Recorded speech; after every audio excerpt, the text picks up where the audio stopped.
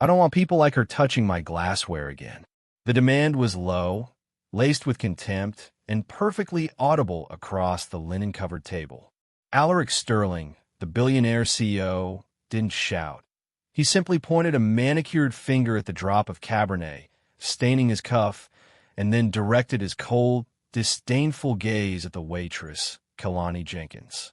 Kalani remained flawlessly still, every fiber of her being fighting the urge to react. "Tell her, Ethan," Alaric commanded the young translator, his voice dripping venom, "that if they cannot afford staff with appropriate discipline, I shall take my business elsewhere. She is here to serve, not to be a clumsy distraction." Kalani turned to gather the plates, her anger a dangerous, controlled heat. Alaric didn't know her name, didn't see her ambition, and certainly didn't see her as anything more than minimum wage help. He had no idea the fire he had just lit. As she stepped past, the visibly uncomfortable translator, Ethan, leaned in close, his voice a frantic, low hiss that only Kalani could hear.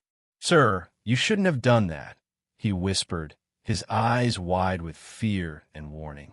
"She's the one who controls the final investment." The room remained oblivious. Alaric simply adjusted his cuff, entirely unaware that the insult he just delivered had sealed his own fate. Kalani didn't need to speak.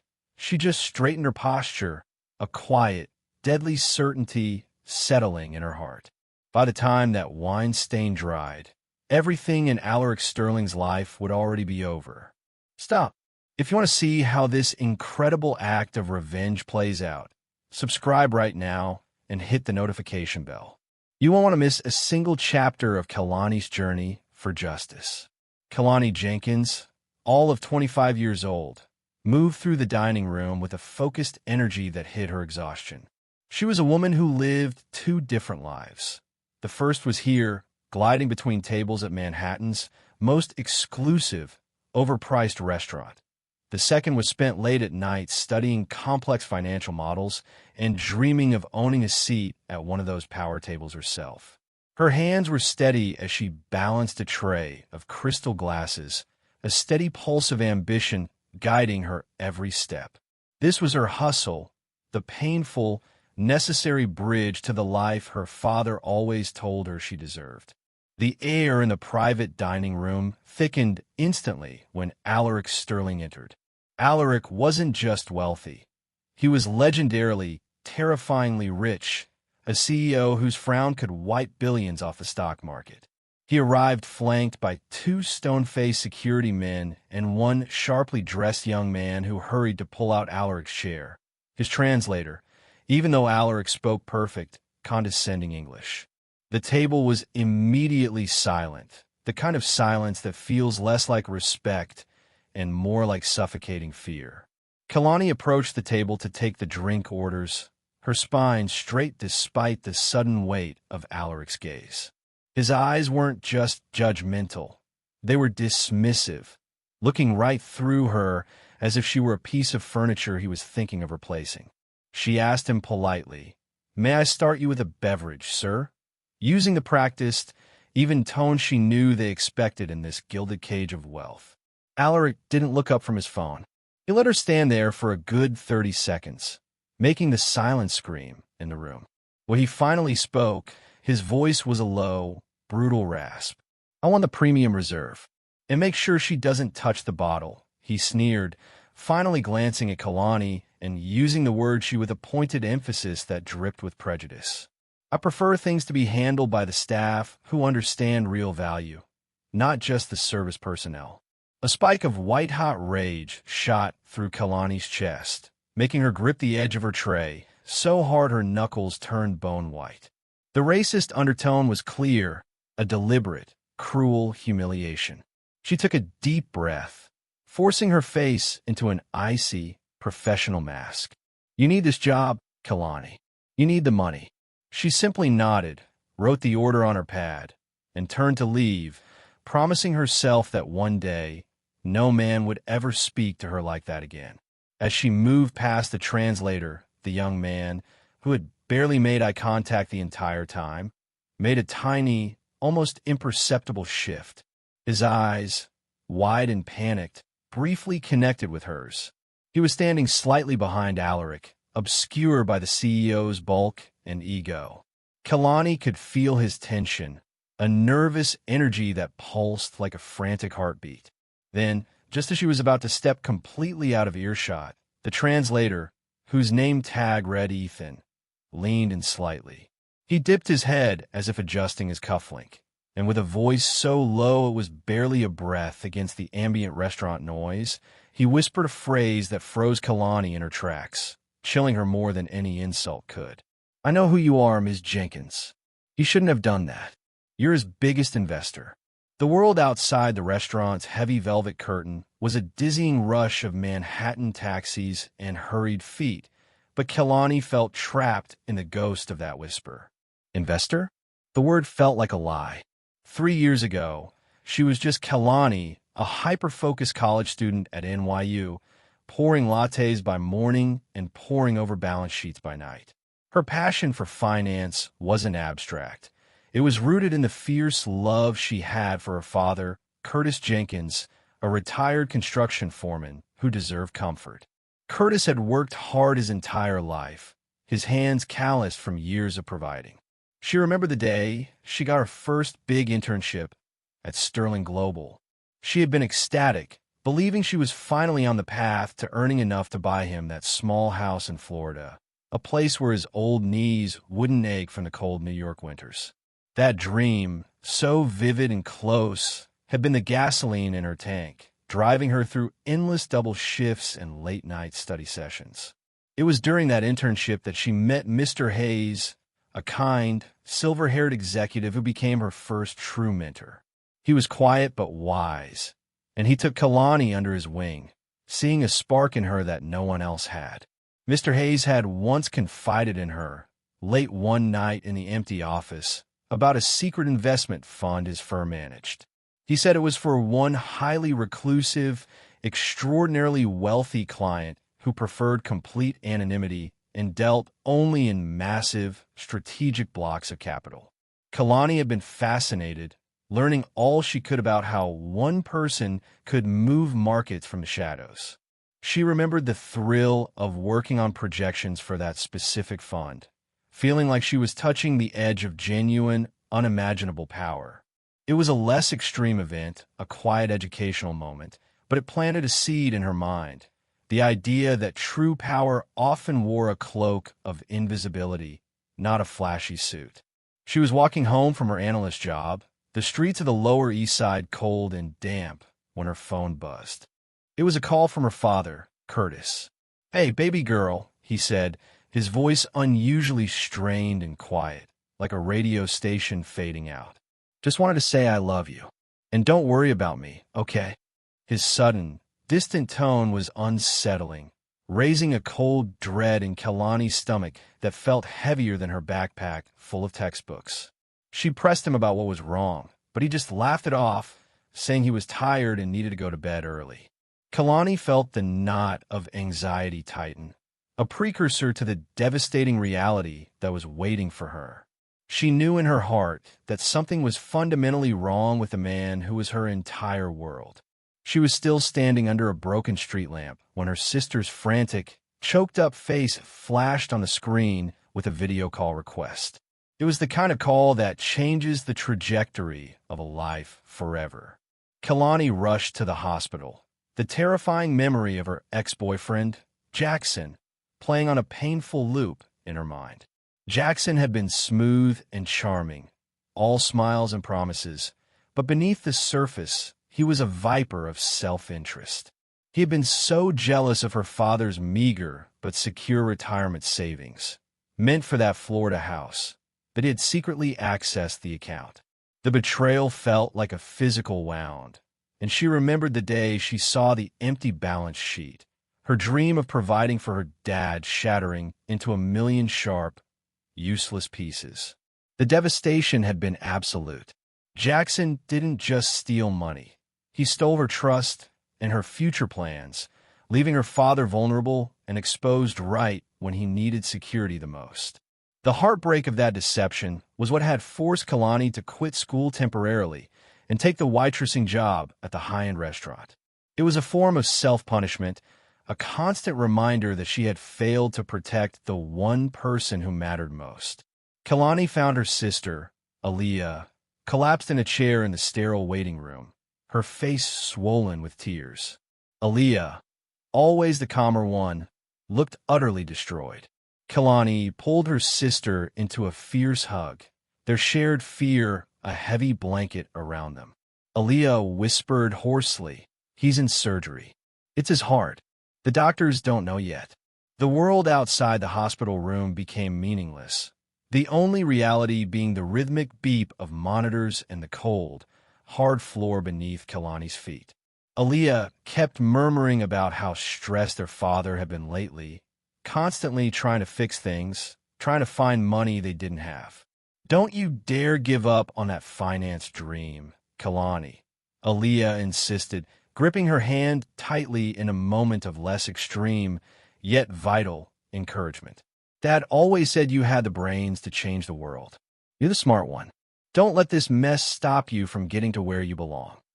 Her sister's words were a necessary balm, a small moment of clarity in the terrifying fog of the hospital. But the clarity quickly turned to ice-cold determination. Kalani realized that Jackson's betrayal was only the tip of a much larger, darker iceberg. She started scrolling through the medical insurance documents and her father's old financial papers while she waited, a knot of dread forming in her gut. She had to know what had really pushed him to the brink. Deep in a disorganized folder of bank statements and official letters, Kalani found a series of cryptic, highly technical letters from a corporate entity. The details were murky, but the message was horrifyingly clear. Her father's retirement pension, the one he'd paid into for 40 years, had been quietly liquidated years ago. It wasn't just mismanagement. It was an intentional, massive theft, cloaked in legal jargon and corporate doublespeak. The extreme event wasn't the collapse. It was the realization that an invisible, powerful hand had been draining her father's life savings all along. The sight of those papers, the cold, heartless evidence of theft, was worse than any physical blow. Kalani stood by the window of the waiting room, staring out at the city lights that mocked her quiet rage. The doctors were still silent, and the fear for her father was now mixed with a burning, absolute need for vengeance. She closed her eyes and made a silent vow to Curtis. "I will find the people who did this to you, and I will make them pay for every single penny and every ounce of pain." This vow was the fuel she needed. It didn't just light a fire. It became her entire purpose. She knew she couldn't fight a massive corporation with a waitress salary. She had to learn their language, wear their armor, and strike from within. Her focus narrowed with laser precision. She didn't want justice through a lawyer. She wanted to tear down the entire rotten structure that allowed them to hurt people like her father. Kalani immediately applied for every analyst position she could find, landing a low-level, high-stress job at a smaller, more ethical investment firm. The move was a necessary step, a less extreme event in the grand scheme of revenge, but one that required every ounce of her remaining strength. She used her skills not for the firm's clients, but for her father's case, diving into the world of shell companies, subsidiaries, and corporate finance. She researched tirelessly, fueled by caffeine and pure spite, tracking down the corporate entity named in her father's documents. The trail was intentionally convoluted, a thicket of holding companies and offshore accounts designed to confuse anyone without a finance degree. Kalani, however, was fluent in their tricks. She didn't sleep, she hunted. She was no longer a dreamer. She was a predator on the scent of her quarry, moving through data like a highly trained detective. Kalani started cross-referencing names and board members. She spent weeks connecting dots that the fraudsters had tried to bury under mountains of paperwork. She realized the pension scheme wasn't an isolated incident. It was a systemic pattern of asset stripping, preying on small retirement funds to bankroll larger projects. The scale of the corruption was breathtaking, and she felt a sickening mixture of despair and ferocious empowerment. Her focus paid off. The winding paper trail of deceit, the endless stream of subsidiaries and legal agreements, finally straightened into a single, undeniable line. She found a critical, public-facing annual report that named the ultimate beneficial owner of a massive conglomerate that had orchestrated the pension theft. Her breath hitched in her throat, the name burning into her mind like acid. The extreme event was the horrifying confirmation that the corporate structure she was chasing led directly to the very top, a subsidiary of the massive Sterling Global umbrella. The connection to Sterling Global was a terrifying, yet exhilarating, confirmation of her darkest fears. The conglomerate was a fortress, seemingly impenetrable, but Kalani now knew exactly where the weak points were hidden. She realized that Alaric Sterling's empire wasn't built on genius alone, but on the quiet, methodical destruction of retirement savings belonging to working-class people like her father. The connection to Sterling Global was a terrifying, yet exhilarating, confirmation of her darkest fears. The conglomerate was a fortress, seemingly impenetrable, but Kalani now knew exactly where the weak points were hidden. She realized that Alaric Sterling's empire wasn't built on genius alone, but on the quiet, methodical destruction of retirement savings belonging to working-class people like her father. She now had a face to attach to the crime. She became obsessed with uncovering the deeper financial ties, looking for proof of Alaric Sterling's direct knowledge and involvement. Kalani worked double time, pulling all-nighters, using her company's research tools to peer into the labyrinth of Sterling Global's shell corporations. She saw the pattern clearly. They would buy a struggling asset, strip its pension funds, and then liquidate the husk for a quick, massive profit. It was financial vampirism, hidden behind polished corporate logos and press releases. One morning, buried deep in her archived email inbox, Kalani stumbled across a brief, almost missed email from her old mentor, Mr. Hayes. It was cryptic, sent months ago, before she had even left the waitressing job. The subject line was only 2 words: watch out. It contained no other text. It was a less extreme event, a tiny, worrying flicker in her past, but it confirmed that Mr. Hayes knew something about the darkness she was uncovering at Sterling Global, and that his conscience had been bothering him. Kalani tried to call him, but his number was disconnected. She knew she was getting close, and her digging was creating ripples she couldn't see. She found legal documents detailing the transfer of millions of dollars from her father's specific pension group to a subsidiary that funded a new, extravagant corporate headquarters for Sterling Global. The evidence was irrefutable, linking the insult she had endured as a waitress to the systemic racism and greed of the man who ran the company. She was just about to close her laptop late one night when an encrypted message popped up on her screen. It wasn't an official warning. It was something far more personal and menacing. The text was simple, brutal, and chilling. Stop looking at things that don't belong to you. You won't like what we find when we look at your family. The threat was clear, hitting her where she was most vulnerable.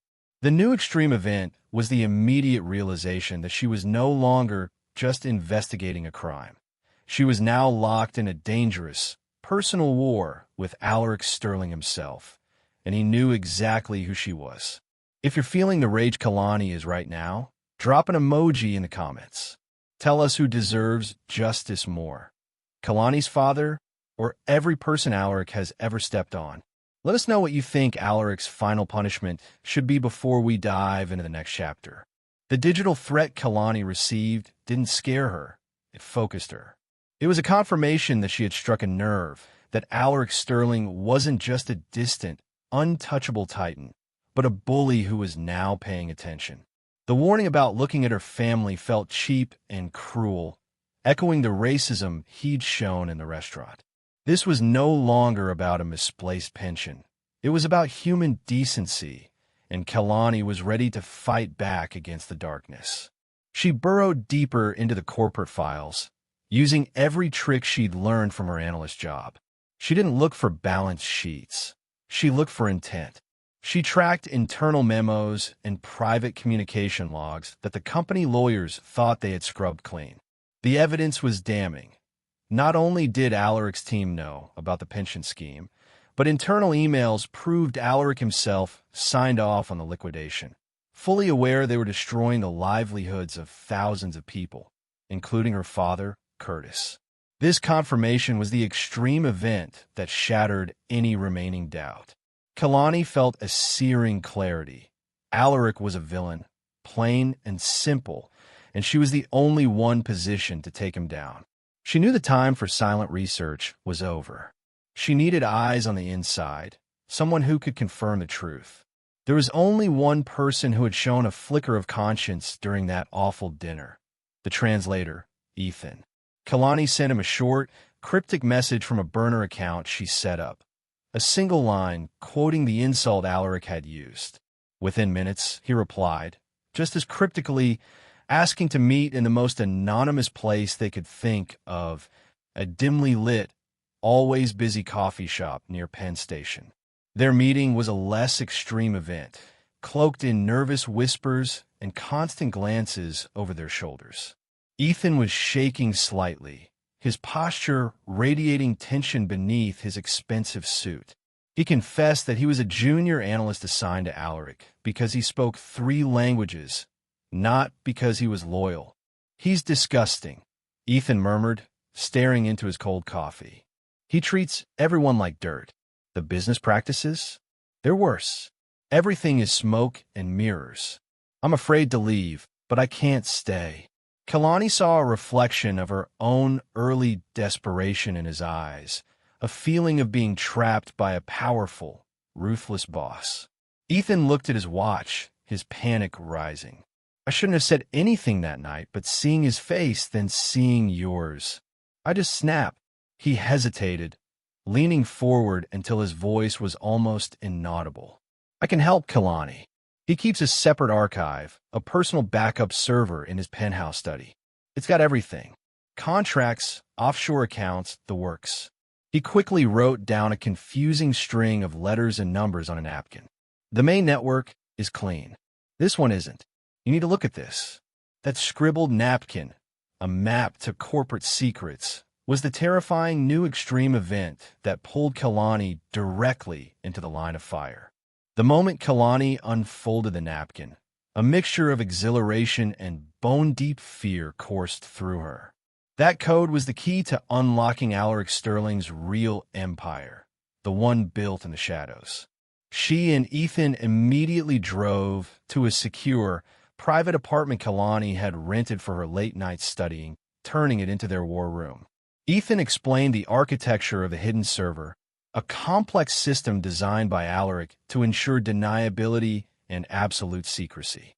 They began the decryption, an agonizing process that stretched over 3 days and nights. Kalani, fueled by bitter determination, used her advanced knowledge of financial software and ethical hacking techniques. Ethan, using his intimate knowledge of Alaric's bizarre password habits, chipped away at the security layers. Every successful bypass felt like a small, desperate victory against the man who had stolen her father's health and peace. The files they started pulling were worse than they imagined. They found detailed planning for a massive, multi-billion-dollar merger intended to swallow 3 smaller, legitimate tech companies. This merger, the extreme event, wasn't just about growth. It was about creating a monopoly that would give Alaric unprecedented political and economic influence, making him truly untouchable. The files detailed how he planned to use the acquired company's existing debt to cover his past illegal transactions.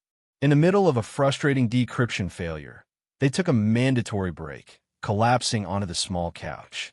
This was their less extreme event, a quiet moment of profound connection. They ordered cheap takeout, momentarily forgetting the magnitude of the documents surrounding them. Ethan talked about his family, about being pushed into a job he hated, about wanting to use his skills for good. Kalani, in turn, confessed the depth of her desire for justice for her father, Curtis. They weren't just colleagues anymore. They were co-conspirators united by a shared enemy, their initial distrust dissolving into a desperate, mutual reliance. Their conversation re-energized them, and they returned to the screens. Moments later, Kalani found it, a folder labeled Old Biz. Inside were meticulous records of money laundering through an art acquisition company and illegal trades using insider information. The real shocker, the new extreme event, was a document attached to the impending merger, a hidden clause detailing a massive, fraudulent transfer of over $50 million from the newly merging entities into a private offshore trust in the Cayman Islands. The name on the trust? The initials, Yes himself. This wasn't just corporate fraud, it was grand, personal larceny. The sight of the transfer details, the $50 million heading straight into Alaric Sterling's personal offshore account, was a stunning blow. Kalani felt a moment of pure vertigo. This was the level of greed she was fighting, the man who would ruin thousands of families just to afford another yacht. The absolute proof of his personal theft galvanized her, sharpening her resolve to a razor's edge. They spent the next day cross-referencing this fraudulent transfer with his past acquisitions. The extreme event was the realization that this wasn't the first time. They found evidence of similar asset strips in Asia and Europe, confirming that Alaric's corruption was global and systematic. He wasn't just a bad businessman. He was a financial terrorist, and the people he hurt were always the most vulnerable: the retirees, the small shareholders, the everyday workers. Kalani had been running on fumes and adrenaline for weeks, neglecting everything else. Her less extreme event came late that night when her sister, Aaliyah, called. Aaliyah didn't talk about money or revenge. She simply asked, "Are you eating? Are you sleeping? You sound tired, Kalani. You can't fight a monster if you're turning into one yourself." Aaliyah's concern was a painful, necessary reminder that Kalani needed to survive this fight, not just win it. "I'm close, Aaliyah. So close," Kalani whispered, not daring to tell her sister the true danger she was in.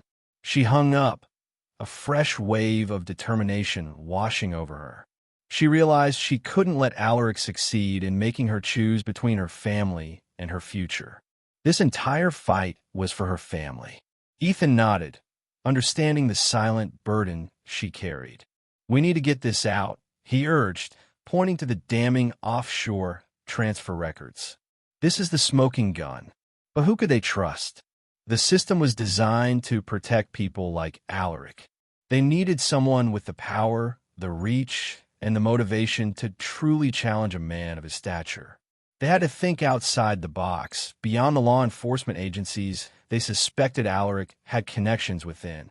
Kalani recalled the financial gossip she'd read, rumors of a long-standing, bitter rivalry between Alaric and another top-tier CEO. She typed the name into her database, pulling up a profile that glowed with fierce, independent success. Isabella Moreno. Isabella was ruthless, brilliant, and, most importantly, Alaric's public enemy number one. Kalani looked at Ethan, a wild spark of hope mixing with danger in her eyes. "We don't need the police," Kalani announced, the words feeling like a revolutionary battle cry. "We need a shark who hates him more than we do." Approaching Isabella Moreno, Alaric's fiercest rival, was the bold, terrifying new extreme event that would either save them or get them both crushed. The plan to approach Isabella Moreno was reckless, but they had no other choice. Alaric's network was too vast. Traditional channels would stall the investigation long enough for him to complete his merger and disappear. Isabella, the powerful CEO of a rival tech investment firm, was their only chance for an immediate, high-impact confrontation. Kalani and Ethan worked for 2 days straight to distill their mountain of evidence into a single, undeniable presentation package. They secured a meeting through a trusted intermediary who owed Mr. Hayes a favor. The setting was Isabella's penthouse office, all glass, chrome, in a view that made Manhattan look like a child's toy. Kalani, wearing the most professional outfit she owned, felt a deep sense of inadequacy, but she gripped the flash drive containing Alaric's secrets, letting the weight of her father's suffering fuel her confidence. Kalani spoke first, presenting the evidence with the analytical precision she had learned in college, detailing the pension fraud, the money laundering, and the $50 million offshore transfer. Isabella listened silently, her expression utterly unreadable, every movement sharp and deliberate. It was the extreme event that would determine their fate. Kalani felt the immense pressure of the moment, knowing they had one shot. When Kalani finished, the silence in the room was absolute. Isabella finally leaned forward, her eyes cold and intense. "This is compelling," she stated, her voice a low, steady alto. "But it's messy. It's traceable, yes, but not publicly lethal enough to risk a direct battle with Alaric Sterling. I would be exposing my firm to a lawsuit that could bleed us dry, and all you have is corporate malpractice and some well-hidden fraud." This hesitant, cautious response was the less extreme event, the massive, demoralizing setback they had feared. Kalani felt a wave of crushing despair. Isabella was testing her, or maybe she genuinely was afraid. "We need more," Isabella concluded, pushing the flash drive back across the desk. "Come back when you have something that can't be spun by his lawyers." Kalani and Ethan left the office, defeated and exhausted, the feeling of Alaric's untouchable power wrapping around them like an icy shroud. They walked out onto the street, the failure heavy between them. Just as they rounded the corner onto a quiet residential street, Kalani looked in her side mirror and saw it. A dark, unmarked sedan, its windows tinted deep black, rounding the corner behind them with unnatural precision. They accelerated, and so did the sedan. They slowed, and so did the sedan. The surveillance was undeniable, professional, and terrifyingly close. The new extreme event wasn't a warning. It was a shadow closing in, proving that their meeting with Isabella had been observed, and Alaric Sterling knew exactly who they were trying to work with. The dark sedan, a silent, predatory presence in their rearview mirror, sent a spike of pure terror through Kalani. They weren't just being threatened anymore. They were being actively hunted. Kalani's training kicked in. She drove erratically, taking sharp, unexpected turns through side streets, Ethan frantically navigating and keeping watch. This desperate, high-speed evasion through the city streets was the extreme event that confirmed the immense, physical danger Alaric posed. They finally lost the tail in the chaotic traffic near the Manhattan Bridge entrance, pulling over blocks later, their hearts hammering in unison. "He knows," Ethan gasped, wiping sweat from his brow. "He knew we went to Isabella. He has people everywhere." Kalani nodded, her hands shaking on the steering wheel. The setback with Isabella Moreno, while painful, had been overshadowed by this immediate, terrifying reality. They had stirred the hornet's nest, and now the hive was swarming. The immediate tension soon boiled over into a full-blown argument, a necessary, less extreme event to release the pressure. "This is too much, Kalani." Ethan exploded, running his hands through his hair. "He could ruin our lives, or worse. We need to stop. We should just send the files anonymously and disappear. It's not worth dying for a piece of paper." Kalani stared at him, her face grim. "It's not paper, Ethan. It's my father, and your conscience. If we stop now, Alaric wins, and he'll just do this to 1,000 other families." Their argument was tense, but it ended in quiet, fierce resolve. Ethan swallowed his fear, looking into Kalani's determined eyes. "Okay," he conceded, his voice low but firm. "We finish this. We have to find that lethal evidence Isabella talked about." They resolved to go back to the documents, searching for a single, small detail they had missed, something that was publicly toxic. Just as they were recommitting to the fight, the news alert flashed across Ethan's phone screen. It was a massive corporate announcement, a headline that screamed across the financial world. Alaric Sterling, the long-reigning titan, was officially announcing his full, immediate retirement from Sterling Global. But that wasn't all. The announcement included news of a new, massive investment deal worth hundreds of millions of dollars, transferring his personal wealth into a private trust fund and dissolving all ties to his public holdings. The new extreme event was the terrifying implication. Alaric wasn't just retiring. He was trying to liquidate his entire public existence to escape any possible repercussion from the evidence they had gathered, and he was getting away with it. Alaric Sterling's retirement announcement felt like a punch to the gut. The extreme event wasn't just him getting away with it. It was the chilling thought that they had risked everything. Their freedom, their safety, Kalani's father's peace, only to have the villain cash out and sail off into the sunset. The clock was ticking, and the merger dinner, Alaric's final coronation, was only days away. They knew they had to find that lethal evidence Isabella Moreno demanded, or all was truly lost. Kalani and Ethan went back to the hidden server's data, operating now with a desperate, frantic energy. Alaric's retreat proved their initial theory. He was using the merger to create a legally impenetrable wall around his assets. They looked past the big numbers and the fraudulent transfers, searching instead for the procedural weakness, the tiny, almost invisible clause that might undo his entire scheme. Ethan, remembering Alaric's obsession with control, pointed out a specific line in the final merger contract. It mentioned that the last, biggest tranche of investment capital, the capital that was making the whole thing look legitimate, required final, written approval from the original fund manager. Kalani stared at the words, feeling a tiny spark of hope amidst the despair. This final approval was their chance to stop the whole show before the curtain fell. This moment of renewed focus, of their initial distrust having entirely evaporated into deep reliance, became their less extreme event. They were a unified force now, two young people against a titan, sharing silent, understanding glances across their glowing screens. They didn't need words to communicate. They needed justice. Who manages that fund, Ethan? The one for the reclusive investor, Kalani asked, her voice tight with anticipation. Ethan searched the metadata. The fund was still managed by the same secretive subsidiary of Sterling Global, the one Alaric created to handle private, untouchable money. But the original manager, the one who handled the funds before Alaric took over, was listed right there in the historical documentation. Kalani gasped, the air rushing out of her lungs as she read the name. The full weight of the past hit her in one blinding flash of recognition. The man responsible for guarding the final approval was none other than Mr. Hayes, her kind, silver-haired mentor.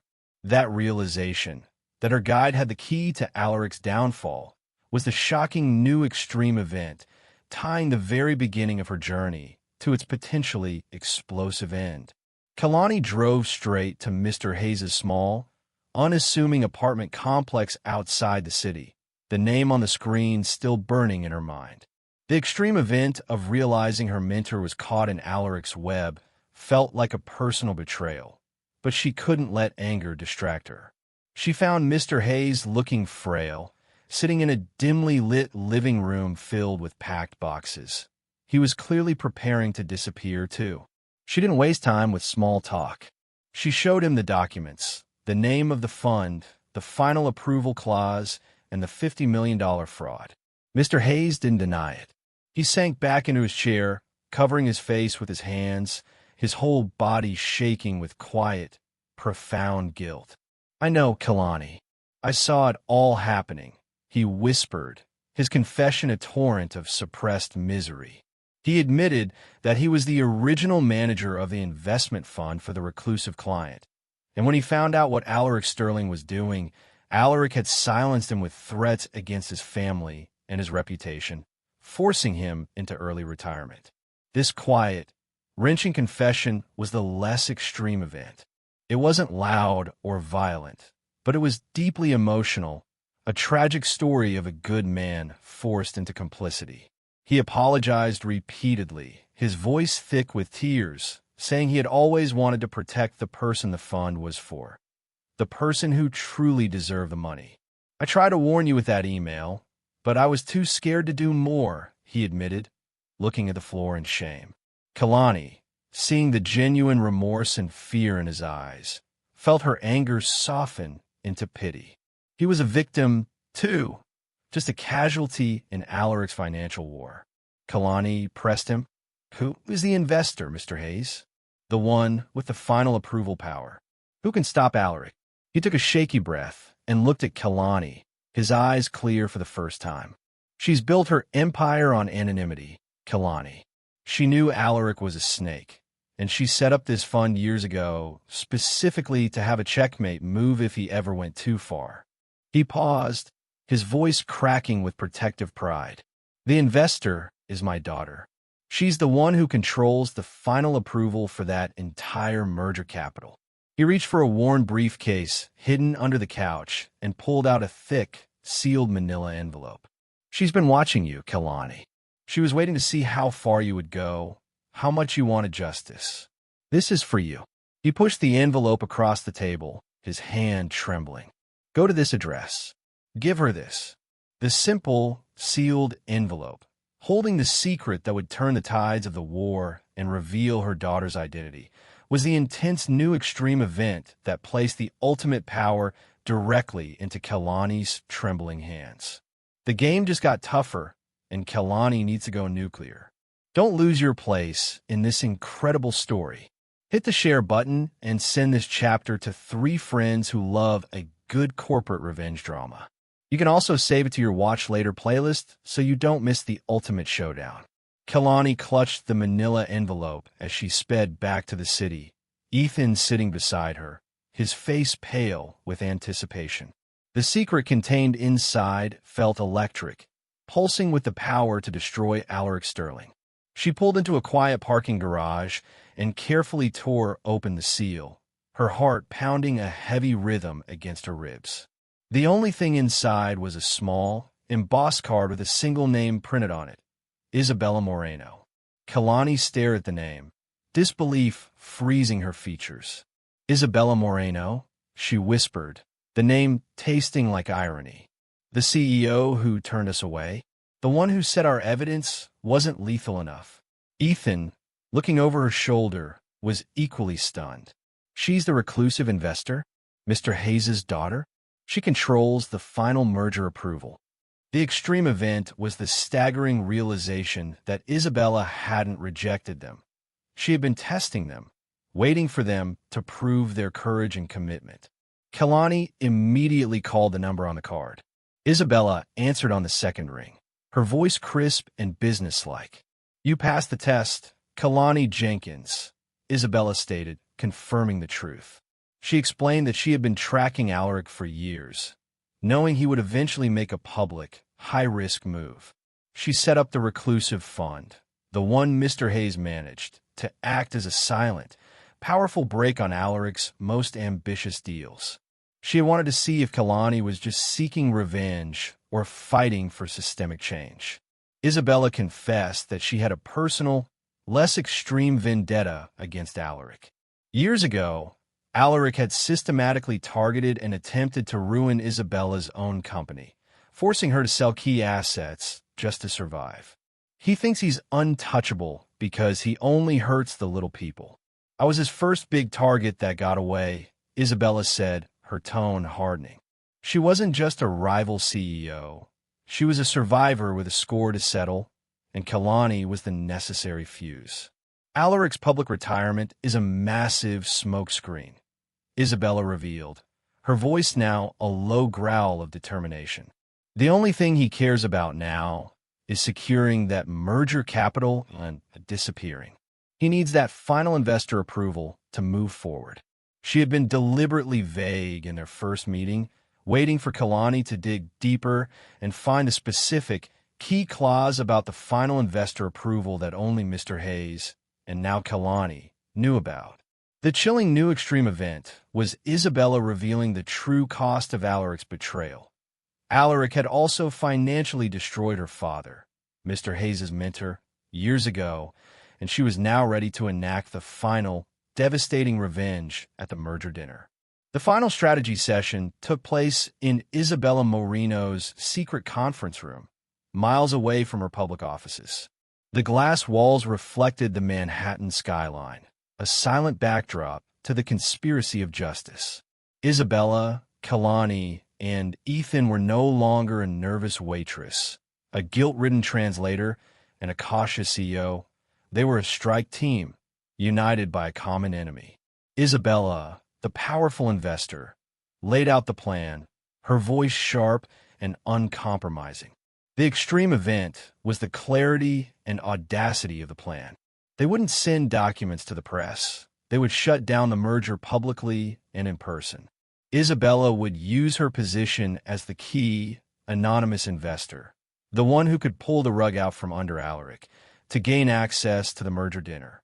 Kalani, leveraging her personal story and Ethan's internal knowledge, would deliver the final, devastating presentation using the hidden server's evidence. The target was Alaric's reputation and his freedom, not just his money. "You'll attend the dinner as my partner," Isabella told Kalani, looking at her with a fierce pride that made Kalani stand taller. "You have the facts and the moral high ground. You're the human cost of his greed." Ethan's job was to ensure the presentation was live-streamed and uploaded globally the second Kalani hit the stage, making it impossible for Alaric security to contain the fallout. Their less extreme event was a quiet moment of calm before the storm. They reviewed the presentation one last time, checking the timestamps on the offshore transfers and the names of the victims. Kalani felt a sense of peace she hadn't known in years, realizing that her anger was finally transforming into focused action. Ethan placed a comforting hand on her shoulder, a silent acknowledgement of the terrifying journey they had shared. As Kalani stood to leave, Isabella stopped her. "This isn't just a business deal, Kalani. This is correcting an old wrong. You show me the character I needed." Isabella slid a thick, white, business-class envelope across the table. Kalani opened it to find a large, certified check, more money than she had ever seen. "This is a non-disclosure agreement, not for Alaric, but for your future. A down payment on a new life, a proper education, and the foundation we will build together to help people like your father," Isabella declared. This act of profound financial empowerment, ensuring Kalani's future was secured regardless of the outcome, was the powerful new extreme event, transforming Kalani from a victim seeking revenge into a funded agent of change. We're seconds away from the final move that could ruin Alaric Sterling forever. Before you find out who the secret investor is, quickly smash that like button if you think Kalani is about to win. Will she succeed, or will Alaric escape? Make your prediction now. The day of the merger dinner felt surreal, hanging heavy in the air like an approaching summer storm. Kalani spent the morning at a high-end salon Isabella Moreno insisted on, getting ready for the single most important night of her life. She looked in the mirror and didn't see the tired, invisible waitress. She saw a woman forged in fire, ready to deliver justice. Ethan, sharp in his rented tuxedo, was a constant, steady presence, ensuring the secure streaming equipment was discreetly tucked away. Kalani and Ethan ran through the presentation one final time, rehearsing the order of the slides and the exact moment Ethan would broadcast the evidence. The full weight of the confrontation, the sheer audacity of walking into Alaric Sterling's celebratory massacre, filled Kalani with nervous, yet determined, energy. This frenetic, high-stakes preparation was the extreme event that coiled her nerves tight. The less extreme event was a simple, grounding moment Kalani insisted on. She took 10 minutes to call her sister, Aaliyah. She couldn't tell her the truth, but she needed to hear her voice. "I'm at a really big meeting tonight, Aaliyah." "A huge one," Kalani said, her voice shaking slightly. Aaliyah, sensing the unusual emotion, responded with an unconditional love that anchored Kalani. Go get him, sis. Dad's doing so much better, and he's going to be so proud of whatever you do. The call was the quiet reminder of why she was fighting, the center of her moral universe. Kalani finally arrived at the exclusive hotel ballroom with Isabella. The room was a shimmering spectacle of wealth and power, filled with the very people who benefited from Alaric's systemic greed. As they moved through the gilded crowd, Kalani locked eyes with Alaric Sterling near the main stage. He was talking animatedly, his face smug and flushed with self-satisfaction. Then, Alaric looked up and saw her. He didn't recognize her as the waitress, but his eyes swept over her with that same proprietary disdain, the look that categorized her as a servant, a minor distraction, someone completely irrelevant to his world. His lips curled into a barely perceptible sneer, dismissing her even in her expensive dress. He turned away, entirely unconcerned. That look, that cold, arrogant dismissal of Kalani the woman, right before she was about to ruin his life, was the final, powerful extreme event. She was here, disguised, ready to strike, and he had no idea the waitress he once insulted was about to become the weapon that destroyed him. The dinner was a blur of expensive champagne and hollow laughter. Alaric Sterling, standing at the head table, looked every inch the triumphant emperor.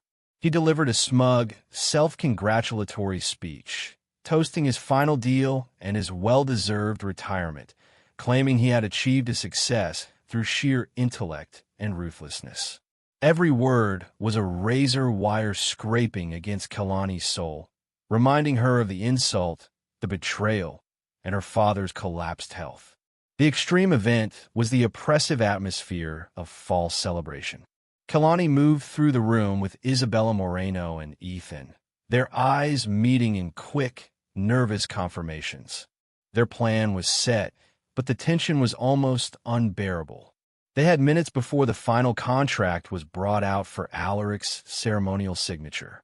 Alaric was holding court, surrounded by sycophants, completely oblivious to the ticking time bomb in the room. Kalani watched him, focusing her rage into a pinpoint of ice-cold resolve. Their less extreme event was the silent communication between the three of them. Ethan, disguised as part of Isabella's technical team, slipped a small, wireless receiver into the main ballroom soundboard. Kalani, standing beside Isabella, felt a reassuring squeeze on her arm from the powerful CEO. It was a wordless promise. We're in this together. Kalani took a deep breath, adjusting the microphone pack hidden beneath her dress, ready for the moment she would become visible. Alaric finished his toast with a flourish, expecting thunderous applause. As the clapping died down, Isabella, cool and composed, stepped up to the microphone. "Thank you, Alaric," she said, her voice cutting through the remaining noise. "A tremendous achievement, certainly. But before you sign the final paperwork, I'd like to introduce a key partner in the future of the investment firm that is about to save this merger." She turned and gestured directly to Kalani. "Ladies and gentlemen," Isabella announced, her voice ringing with authority, "I want you to meet my official representative for the final capital approval. Please welcome Ms. Kalani Jenkins." The extreme event was the immediate, collective gasp of the entire ballroom. Alaric Sterling's face, seconds ago radiating triumph, instantly drained of color, his jaw slackening as he recognized the young black woman he had dismissed as service personnel just a week earlier. The microphone in Kalani's hand felt like a weapon. The spotlights, previously focused on Alaric, now centered on her. The silence of the room was terrifying, a thick, suffocating thing. Alaric Sterling stammered, his eyes wide with a confusion that rapidly morphed into pure, cold fury. "Who is this? What is the meaning of this, Isabella?" he spat, trying to regain control. Kalani looked directly at him, her voice steady and powerful, amplified across the ballroom. "The meaning, Mr. Sterling, is integrity. This was the extreme event, the public, unvarnished confrontation." She didn't shout. She spoke with the quiet authority of someone holding all the power. She talked about the working man, about trust, and about how corporate greed destroys real lives. She then shifted her focus, speaking not just to Alaric, but to the entire room. She spoke about her father, Curtis, detailing his 40 years of honest labor and how his secure future was stolen by Alaric's subsidiaries. Ethan, sitting silently at a technical booth, hit the cue. Behind Kalani, the massive projection screen that was meant to display the merger documents suddenly flashed with the title, "The Cost of Greed, Sterling Global's Pension Fraud." The projection then began displaying the actual, undeniable evidence they had compiled. The internal memos signed by Alaric, the explicit instructions to liquidate her father's pension, and the documents proving the $50 million offshore transfer. The room erupted into chaos. Phones came out, flashes popped, and the financial world began to crumble in real time. The less extreme event was Alaric's pitiful, panicked attempt to deny everything. He shouted, "These are lies, fabrications," and lunged toward the technical booth where Ethan was working, trying to smash the equipment. Before he could reach the screen, two of Isabella's security detail, who Kalani hadn't even noticed, stepped forward and calmly restrained him. But the real, terrifying new extreme event happened when Alaric, defeated and enraged, turned back toward Kalani. His eyes held a naked, terrifying violence. He screamed, "You'll regret this. I'll ruin you." In that moment, he was no longer a CEO. He was a desperate, cornered predator. As he struggled against the guards, Kalani looked him straight in the eye and activated her personal microphone, transmitting her final words to every phone and news channel connected to Ethan's live stream. "You've already tried, Alaric. You just insulted the wrong investor." The ballroom was an inferno of sound and movement. While Alaric was being subdued, the real action was happening online. Ethan, acting swiftly, had broadcast the entire presentation and a folder of the key evidence to a dozen major global news outlets simultaneously. The news was instantaneous. The extreme event of Alaric Sterling's immediate, humiliating downfall became a global sensation. The merger collapsed into dust. The fraudulent offshore transfer was frozen by international authorities, and Alaric was being led away by actual federal investigators who had been waiting in the wings, alerted by Isabella Moreno. Kalani stood on the stage, the adrenaline fading, leaving her exhausted but vibrating with quiet victory. Isabella approached her, pulling her into a fierce, proud hug. "You were magnificent, Kalani," Isabella whispered. "You didn't just expose him, you dismantled him." Kalani saw her father's face, her sister's smile, and the hundreds of innocent victims Alaric had tried to bury, all of them finally vindicated in that moment. The less extreme event was the subsequent announcement Isabella made to the stunned crowd. She stepped back up to the microphone, her voice now calming and authoritative. She announced that as the primary investor whose funds were used in the merger attempt, she was personally setting up a massive victims restitution fund, guaranteeing that every single person whose pension was stolen by Alaric's scheme, including Kalani's father, would be repaid in full. It was an act of profound corporate responsibility, a powerful counterpoint to Alaric's greed. The aftermath was a blur of police reports, media interviews, and tearful calls. Kalani finally made it back to the hospital, where Curtis Jenkins was now conscious and stable. She told him the entire story, from the insult to the final confrontation. He simply squeezed her hand, tears streaming down his face, not of pain, but of profound pride. "You didn't just get my money back, baby girl," he murmured. "You got your dream." The terrifying new extreme event arrived a week later in the form of a legal document. Alaric, facing decades in prison and utter financial ruin, had signed over all remaining non-frozen assets to the restitution fund. But there was one final, spiteful clause. He stipulated that Kalani must be named the head of restitution and ethics for the entire fund. It was his final, futile attempt to trap her in his world, forcing her to clean up his mess. Kalani didn't see Alaric's final clause as a trap. She saw it as an opportunity, a way to permanently fix the broken system that had hurt her family. Accepting the role as head of restitution and ethics for the fund was the first extreme event, catapulting her from analyst to executive overnight. She realized Alaric had accidentally given her the one thing she truly needed: the resources to help thousands of people like her father. Her time was now split between running the fund, ensuring that the victims were paid back, and visiting her father. Curtis was moved to a high-end rehabilitation center, his recovery swift and strong, a physical symbol of the justice Kalani had secured. This quiet time with her father, reading to him, and simply being present, was the less extreme event that provided Kalani with a necessary emotional grounding. Ethan remained her closest confidant. He resigned from Sterling Global, rejecting the high salary and toxic culture, and took a job working directly with Kalani at the new foundation. Their friendship had deepened into something undeniable and profound. They spent their days side by side, sharing not only a war story but a common future. Their professional collaboration easily transitioned into quiet evenings, where they shared their dreams and fears without the pressure of a ticking clock.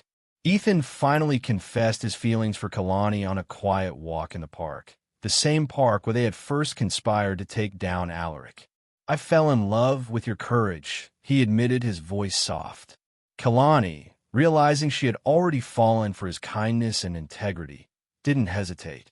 Their new relationship felt like the safest place in the world, a well-deserved reward after months of intense danger. The new extreme event came when Isabella Moreno presented Kalani with her next challenge. Isabella revealed her plans to use the restitution fund as the springboard for a new, ethical investment firm. The firm would operate with complete transparency, and Kalani would be its co-founder. "You're the future of finance, Kalani," Isabella stated. "You fight for people, not against them." This offer, to become a co-founder of a multi-billion-dollar enterprise, was the ultimate empowerment, confirming Kalani's permanent, powerful seat at the table she once merely served. Kalani stood on the balcony of her new foundation office, looking out at the skyline, a view of power she now shared, but wielded ethically. She had it all: success, love with Ethan, and her father's complete recovery. Her foundation, backed by Isabella Moreno, was thriving, systematically correcting the systemic wrongs Alaric had created. The final twist, the powerful emotional anchor, was revealed in a quiet conversation between Kalani and Isabella. Kalani was thanking Isabella for the life she had given her, for the chance to redeem her father's loss. Isabella smiled sadly. "Kalani, your father helped build this foundation long before you did." Isabella explained that years ago, before she became a powerful CEO, she started her initial investment portfolio with a group of blue-collar workers, pooling their small savings for bigger returns. Curtis Jenkins had been one of the original, most loyal investors, constantly encouraging the young Isabella. Alaric's scheme, Isabella revealed, targeted that very original fund. Kalani's father hadn't just been a victim. He had been a silent founding investor in Isabella's ethical empire, a secret hero of her past. Isabella used the money recovered from Alaric to not only repay the victims, but to honor Curtis's original vision, making Kalani the perfect leader. The money Kalani thought was a down payment was actually a dividend from the fund her own father had helped create. The extreme event was the profound realization of generational victory. Kalani hadn't just won a seat at the table. She had simply reclaimed the chair that rightfully belonged to the Jenkins family all along. Her father, the construction worker, had been the original investor, and she, the waitress, was now the CEO, fulfilling his legacy. The story ends with Kalani visiting her father. He was sitting up in bed, holding a copy of a newspaper with Kalani's face on the front page, smiling widely. She sat beside him, taking his strong, calloused hand. the hands that built her future. "I finished the fight, Dad," she whispered, her voice thick with emotion. "I got justice, and I learned that the best kind of power isn't about how much you take, but how much good you do when you finally get the chance to give back." Curtis Jenkins squeezed her hand, tears of quiet pride in his eyes. He didn't need to say anything. Their shared smile, full of love, redemption, and peace, said it all. The final message is clear. Kindness, hard work, and integrity are the real investment, and they always pay the greatest dividend in the end. If this story of heartbreak, revenge, and ultimate victory moved you, hit that like button and let us know what moment made you cheer the loudest. And don't forget to subscribe for more powerful, dramatic stories that prove good people always win in the end.